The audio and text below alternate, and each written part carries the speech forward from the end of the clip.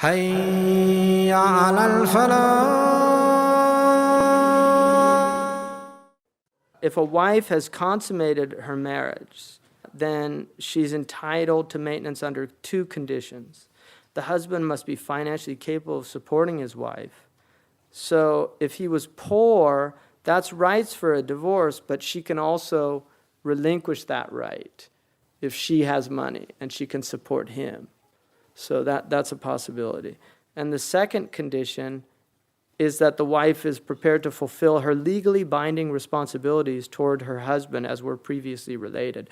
So the responsibility, if she's fulfilling those, then she's entitled to maintenance. If she's not fulfilling her half, and it's a business contract. You don't fulfill your half, I don't have to fulfill mine. Now, he can keep doing that. So that's the point. It just depends on who's giving who in the relationship.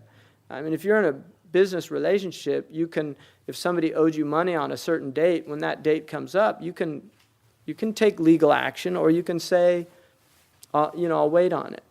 I know it's a hard time right now, I'll let you do it. I mean, can't people do that? So that's the idea, is that these are looking at the legalities of this, because generally it's not a sacrament. Marriage is, there is a sacred element to marriage, obviously, but it's not a sacrament in that way. It's seen as, it has that contractual aspect of it. And then the amount of maintenance to which a woman is entitled. The first is food, and the food should be palatable food, right? Not like dog food or something like that. It has to be good food, and it should be in accordance with what's ma'roof, again, in the socioeconomic status of the people. So, the beauty of Sharia is that it really does take into consideration the socioeconomic status of the individual. So if somebody is wealthy, they have to provide better food for their wife. And if somebody is poor, then they provide according to theirs. So it's done with that understanding. Now, the ulama differed about that, but generally it should be what's known in the place where they live, which is becoming less, certainly here in the West it's a problem, because there's so much diversity now, which is one of the signs of the latter days. تختلف الأهواء. People's appetites begin to become very diversified. It's in the hadith, which is really interesting because you see that a lot now. So when Hind bint Utbah, who came to the Prophet ﷺ and said that her husband was miserly about fulfilling his duties, and could she take money from him without him knowing? And the Prophet ﷺ said, take what's reasonable. In other words, take what you have to do, what's ma'roof in the culture. So this is a haqq of a woman. Don't think it's not, this is a haqq. It's just like a wage. It's actually her haqq. And if you're not giving it to her, then you're oppressing her. So it is the haqq of a woman to have this. And then so, in terms of meat, the ulama differed about that. And Imam Sawi radiallahu anhu mentioned, he said it depended on the people of her class, with meat and fruit, because meat and fruit are na'im foods. Fruits tend to be a little more expensive than staples, and so they have to do with enhancing one's food consumption. So with that, you look at the habits of the people of her class. And then both spouses should be considered in this matter. Theoretically, wealthy people may eat meat 3 times a week, and middle-class people twice, and poor people once a week or once a month. And that's according to Imam Sawi. So that was in Egypt a few hundred years ago. So the idea, wealthy people probably ate 3 times a week meat.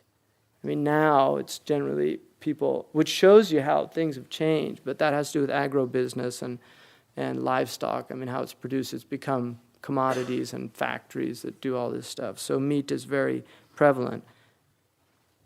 But during Sayyidina Umar, I mentioned this before, during Sayyidina Umar radiallahu anhu, his Khalifa, he actually prohibited meat being eaten every day.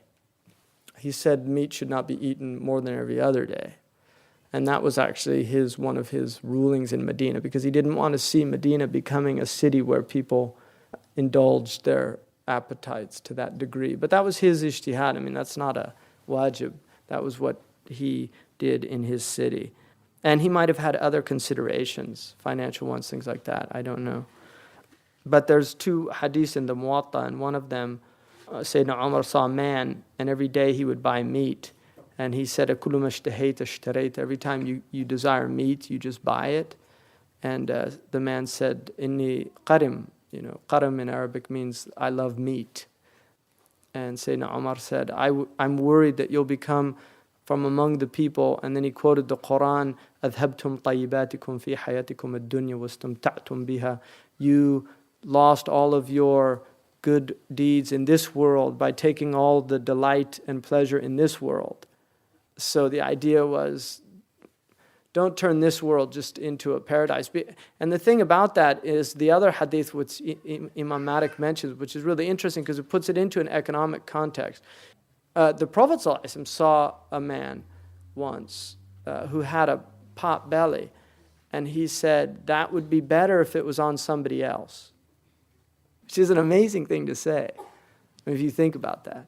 And he was saying that extra food you're eating, there's people out there that are skinny because they don't have enough food. So the idea is that in necessities, we should have some parity. In terms of necessities. It's better to give up a little so that somebody else can have some. And there's a hadith, he's not a believer, the one who goes to bed satiated and his neighbor is hungry. Ibn Hazm took that literally. He said that you would be out of Islam. And in the Lahiri madhab, you're supposed to go to 40 houses in all 4 directions to make sure nobody's hungry, which is probably one of the reasons why it didn't last as a madhab. I mean, that would be difficult to have dinner. But the idea is sound, that sometimes we give up a little bit. People, I really believe that, and I've gotten flack for saying this, but I really believe that Islam encourages people to lower their standards of living, not to raise them up. And to lower it in accordance with your element, but just don't become these gratuitous consumers, people that just consume because that's what they do. Every weekend you go to the mall and just buy more and more stuff. And that's what people do now. They consume to consume. And Islam is very much opposed to that idea of gratuitous consumption, the idea that you just buy because I'm bored and I want to go out and spend money or something like that. Because if you look at the world and the disparity in the world, it's not a good habit. And then the wedding feast and the midwifery fees. The wedding feast is the responsibility of the bridegroom, and a woman has the right to demand this or that as part of her maintenance. So the feast is, that should be done. That has to do with once they've been married and you have that big walima. That's a bridegroom's responsibility. And sometimes you get into urf, where it might be different. But that's the... And then also the cost of a midwife or gynecologist for safe delivery, even if she's divorced with an absolute pronoun. So even if he divorced her during the pregnancy, he still has to support her for that. Also included in his responsibilities is the necessary amount of food during the postpartum bleeding period that she needs to maintain her strength. So, and then clothing, that's maintenance according to a reasonable manner. She should dress according to her socioeconomic status, the clothes that the people of her socioeconomic rank would wear. And in some places, only one set of clothes will survive if that is all a man's capable of providing. But a man is not obliged to pay for ornamental clothes that women use to embellish herself for parties or friends. And that's, in the books of fiqh, they mention that. And there's women that they can go to those places and just wear good clothes of the same, but they're not in that embellished mode. Medical expenses and cosmetic items. Among things a man is obliged to provide for a woman is cosmetics, and those items she needs to maintain her beauty and is affected if she does not, such as antimony, oils, soaps, henna dyes, and these things. So that's an obligation for a man to support a woman in cosmetics and beauty aids and things like that. And the Maliki ulama tended not to consider medical expenses to be those things that a man's obliged for if a wife becomes ill. And that has to do partly because of the period where sometimes you'd be better off not going to a doctor. And that's in some ways true nowadays. The Journal of American Medical Association did an article that the number 4 cause of death in the United States is iatrogenic. And that's the word they use, so nobody knows that it means the doctor killed you. So that's number 4 according to the Journal of American Medical Association. And everywhere doctors have gone on strike, mortality rates have gone down, and that's absolutely consistent. So think about it before you go to the doctor next time. I mean, there's a lot of drugs that are prescribed that just, and it's not, a lot of times it's not the doctor's fault. It's, doctors have very busy lives, and they end up reading these drug sheets from drug companies that want you to push their drug, and they tell you all the wonderful stuff, and then they don't have time to read all that real fine print and things like that. And that's why it's good to find an ethical doctor. And I would recommend for all the mothers and fathers here to read How to Raise a Healthy Child in Spite of Your Doctor. That's an amazing book. Mendelssohn. And he was a pediatrician for like 50 or 60 years or something. And he was on the board of certification for pediatricians in Illinois. But he warns you about taking your baby to doctors unless it's something really serious. Because you don't want to get them in that habit of just everything you give them antibiotics. There's doctors out there, if you take them, it doesn't have to do with what's good for the baby. They're just covering themselves. And partly it's not their fault because we've created this litigious society where people immediately think of suing. And I'll give you an example. When I was at Valley Medical Center, we had a patient there who was in a coma, and nobody ever came and visited him, never. And he'd been in there for like over a year. Nobody ever came and visited him. One day, one of the nurses was cutting this catheter, and it got absorbed, and he ended up infarcting and dying. And they called, it was a mistake of the nurse.